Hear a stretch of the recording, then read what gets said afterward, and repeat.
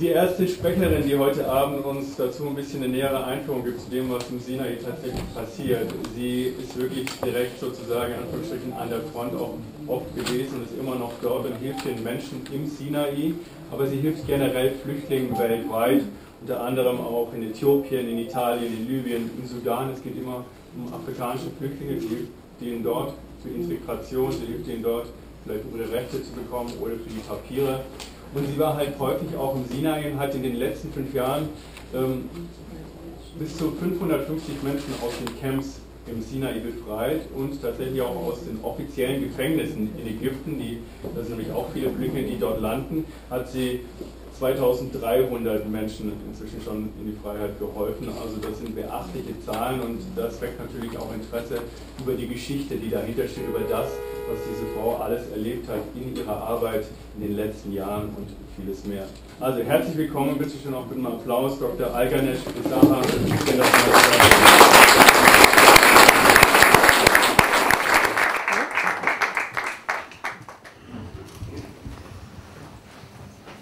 I have to thank you first, Desert Rose, for having organized this beautiful meeting, and also to know that it's the first time is amazing, and how they work on it. So congratulations first for that. And secondly, I'm very sorry that I don't speak German. I'll try to speak in English. Either if you want, I can speak in Tigrinya. You have to choose, it's up to you. So thank you very much for inviting me, and I will try to share with you my experience in this, let's say, 12 years with the refugee all over Africa, and then 5.5 years in Sinai, and also including Libya and Sudan.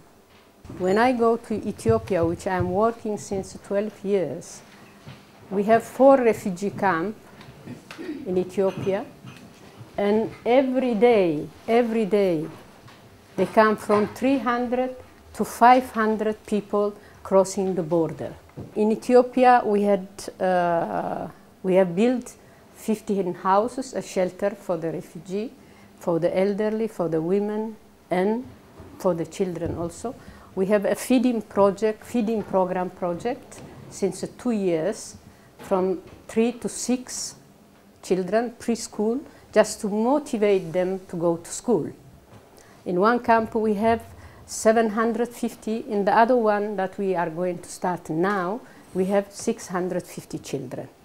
So we give them everyday food, different food. We give them rice, we give them pasta, we give them zigni, we give them vegetable, we give them egg instead of meat, of the protein, because there is a difference of religion, so the meat they cannot eat it by both sides. This is the situation there, and these people, this 85,000, they are waiting for the resettlement. 3,500, they give them resettlement between Australia, Canada, America, but it's not enough. The Ethiopian government, they give them scholarship to go to university. Last year was 1,000. This year, I think there will be much more.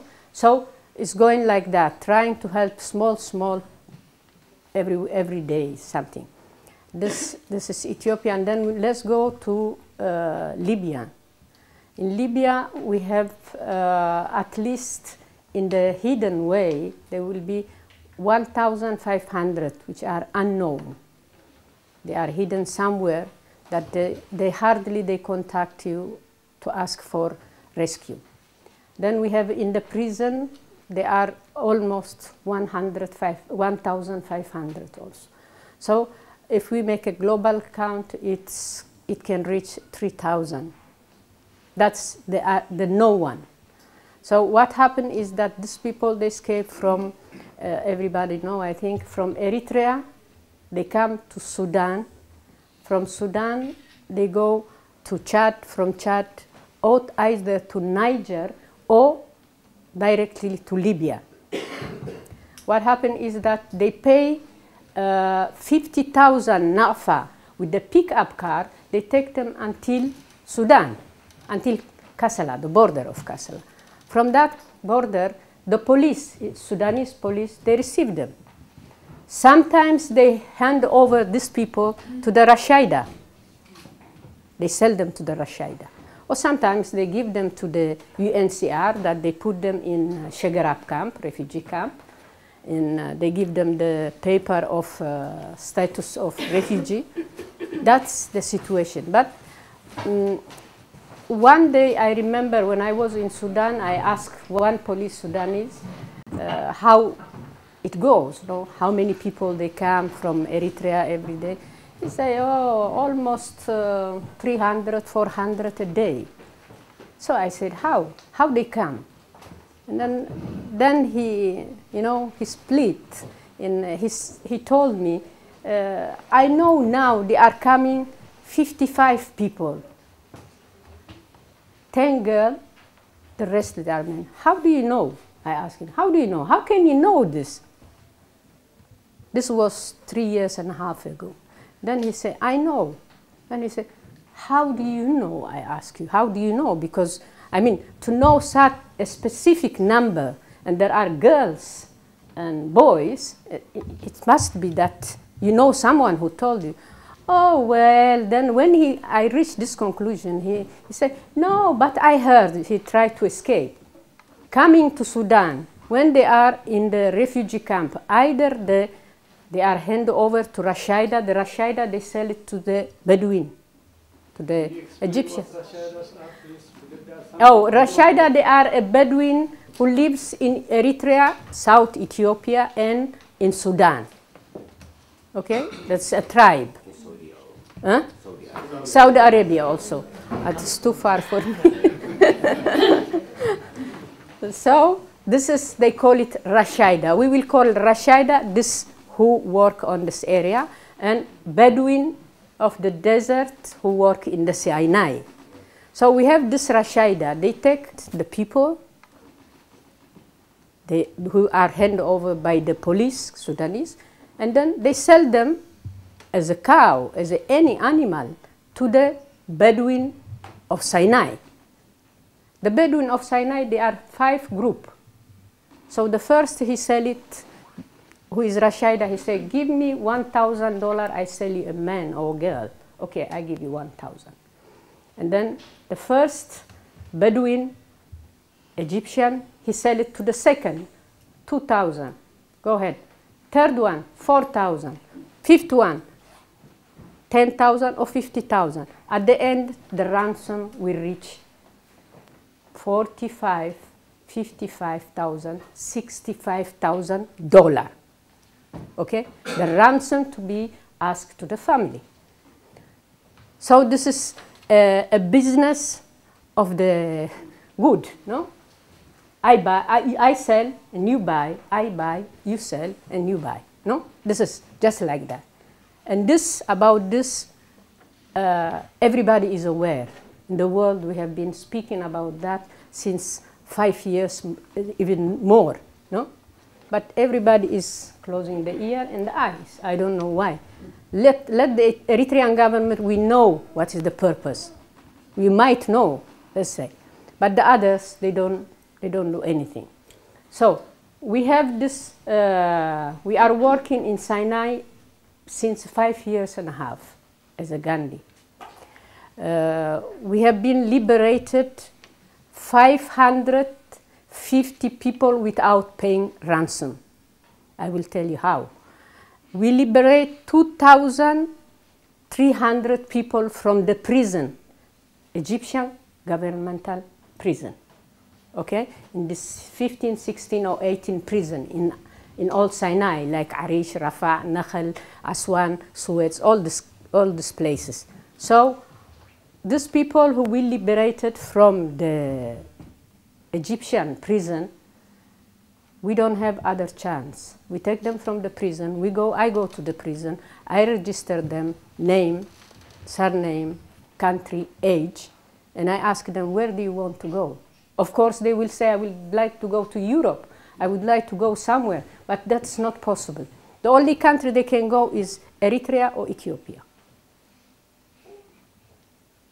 Eritrea, they are accepted because they are Eritrean.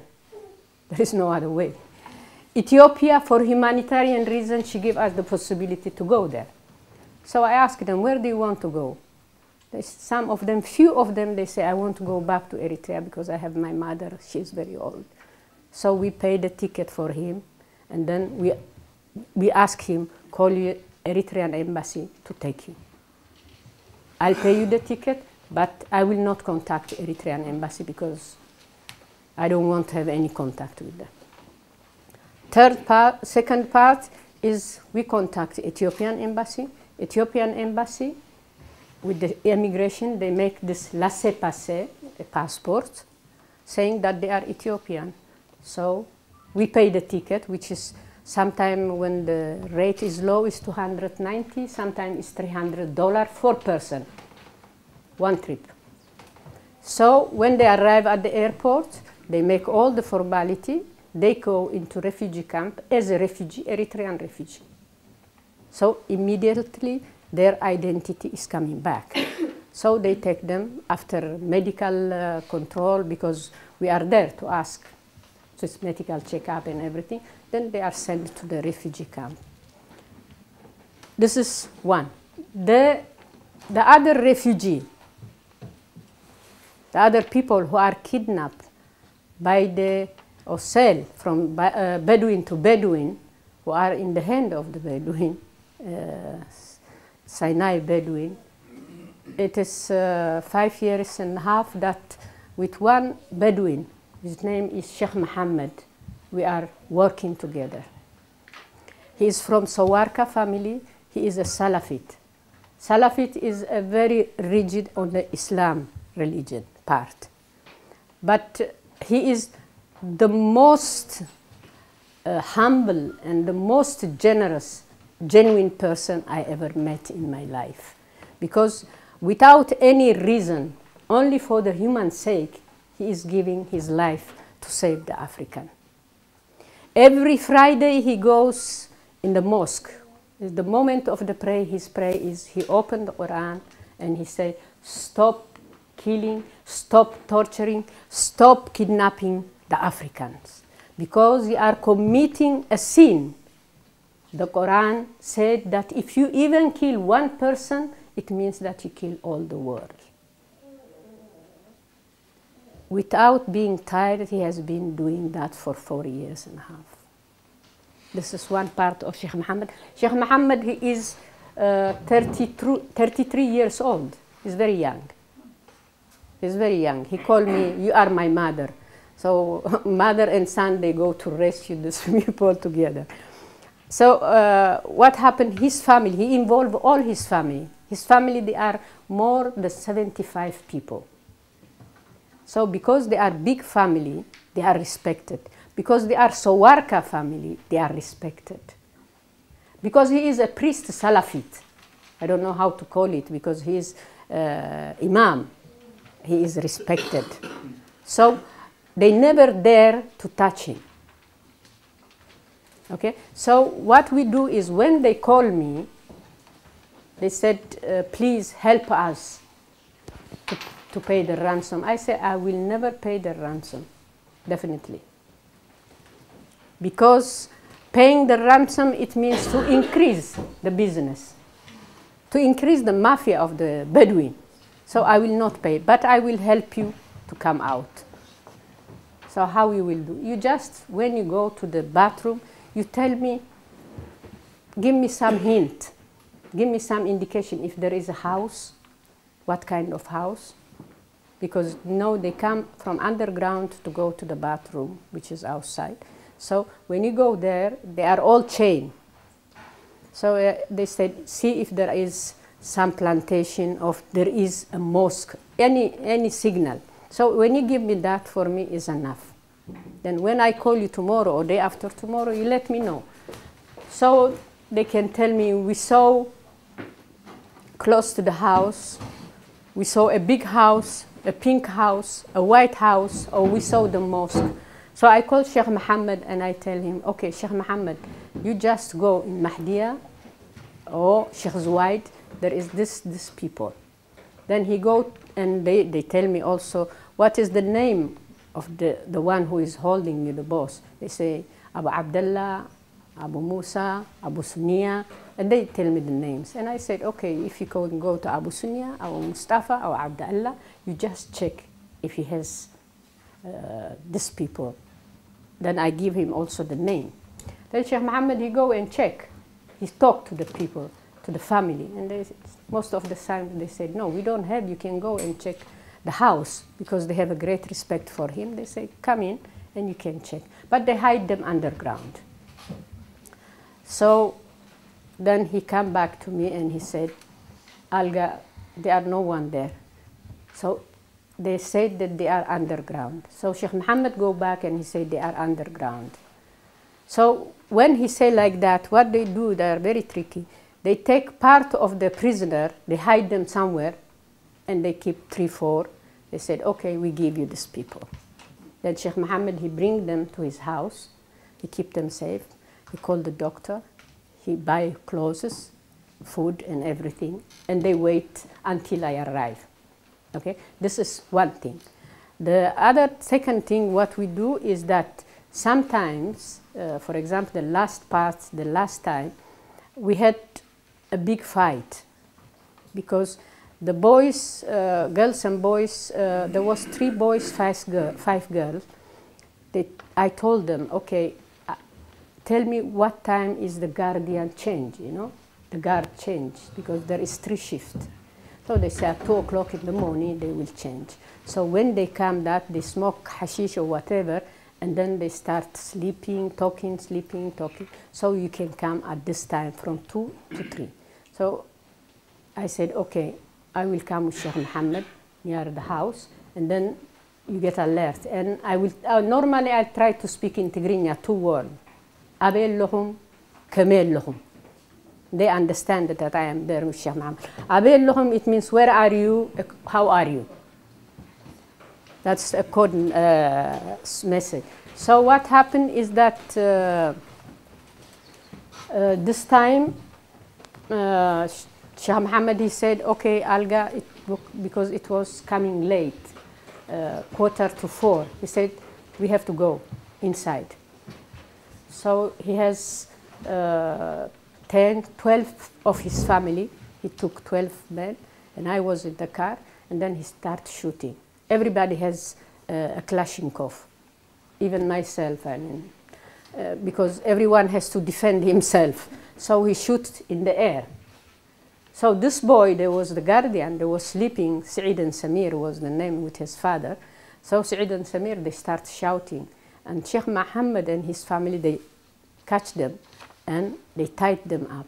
And then we went, all of us, underground. When we took the 8 people, we put them in the pickup, and then we took them home.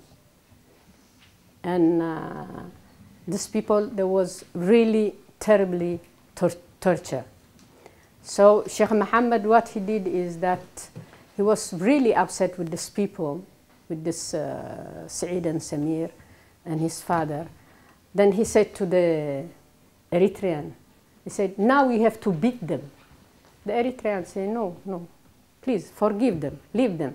So he cries, Sheikh Mohammed, he said, look, these people, you make them suffer like hell, and they are forgiving you.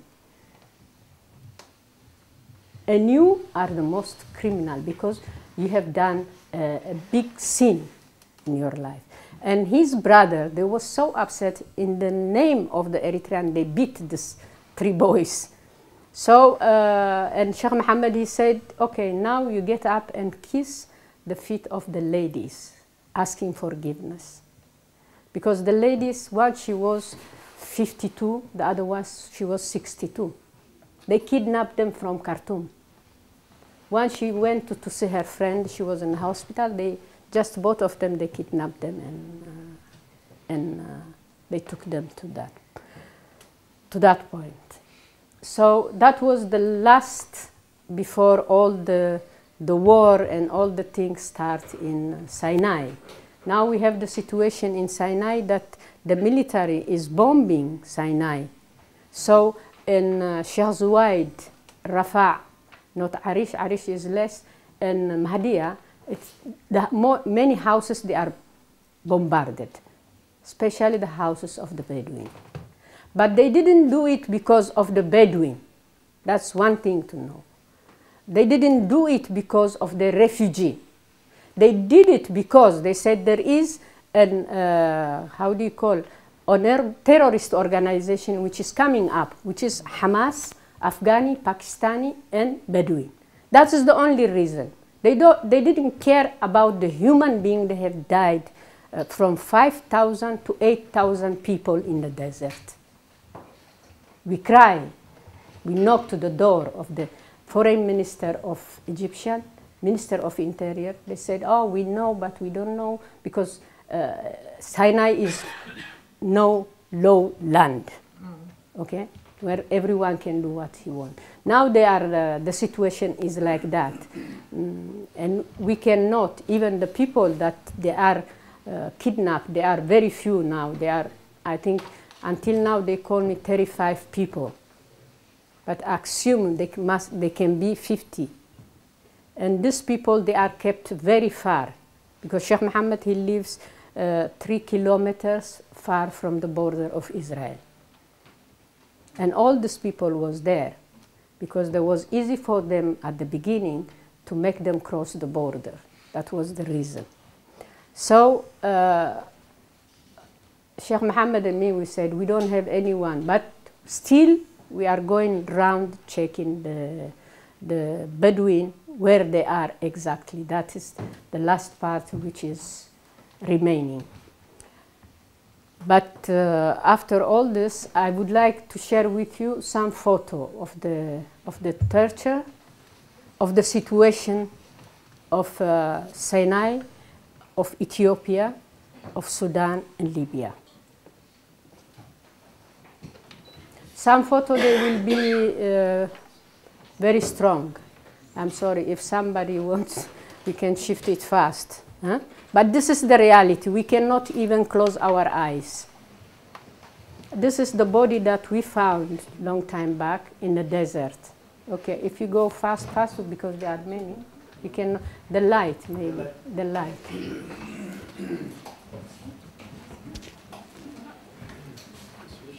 Okay, go ahead. Yeah. Go ahead. Go ahead. This is the map. Go ahead. Go ahead. This is how in Arish there is an hospital.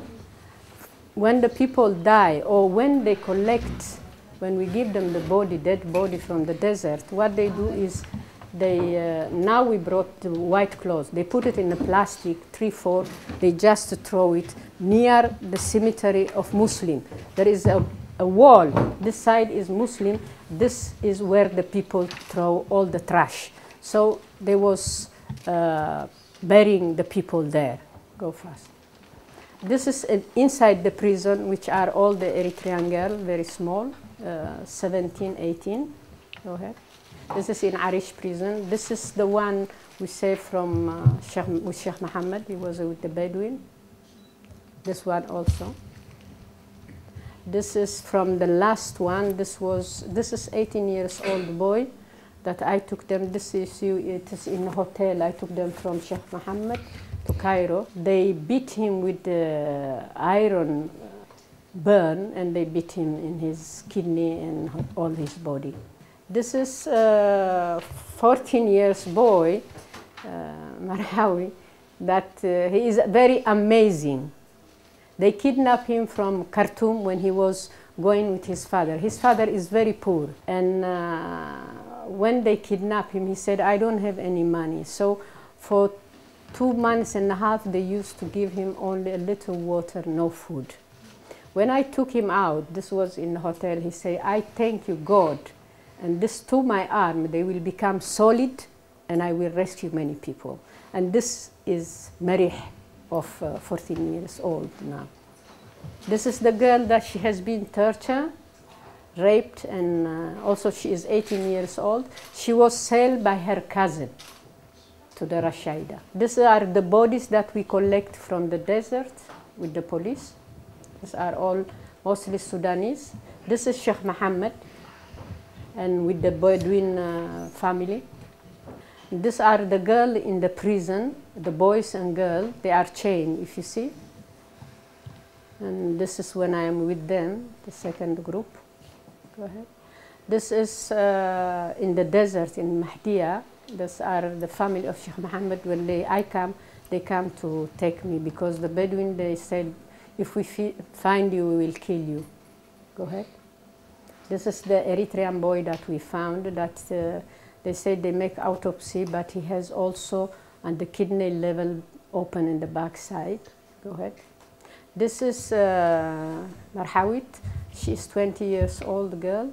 They shoot her on the spinal cord, and she is paralyzed. And we took her to the hospital. They are trying. She made one operation. Now she is going to another operation. Go ahead. This is another Eritrean boy that we found. This also is Eritrean boy that they make the same thing. And these are also the one that we found them. We brought them to Ethiopia. That's the torture one. Go ahead. This is in the prison. Go ahead. This is in the prison in Arish. This is the place where we hide the people. When we rescue from the Bedouin, we hide them here or in another house. Go ahead. These are the houses of the Bedouin. And there are 6 of this kind of these houses, very big, very nicely built. Underground they built for the refugee. Go ahead. These are that we saved them, and we took them to the hospital. You see, they chained them, poor boy. He is all, he has many problems in the back and the leg, and they chain him in the bed because he should not escape. Where he can escape from Arish, I don't know. Anyway, go ahead. These are the people that we liberate, that they are at the airport going to Ethiopia. And this is the girl. She was in Aswan, and she was pregnant. When I reached Aswan, she delivered the baby with me in the prison. And then I took her to Ethiopia. Thank you very much. I'm sorry if I show you this tremendous photo.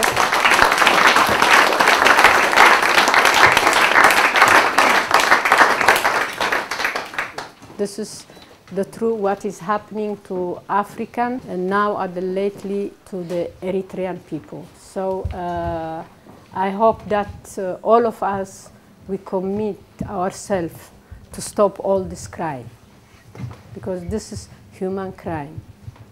Because we had Jews crime, this is African crime, really.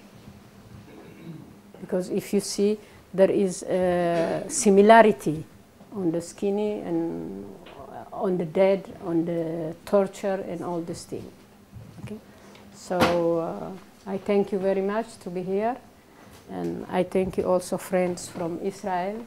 They also share the same problem, I think. So thank you very much, and all the best for Desert Rose and all our for this organization.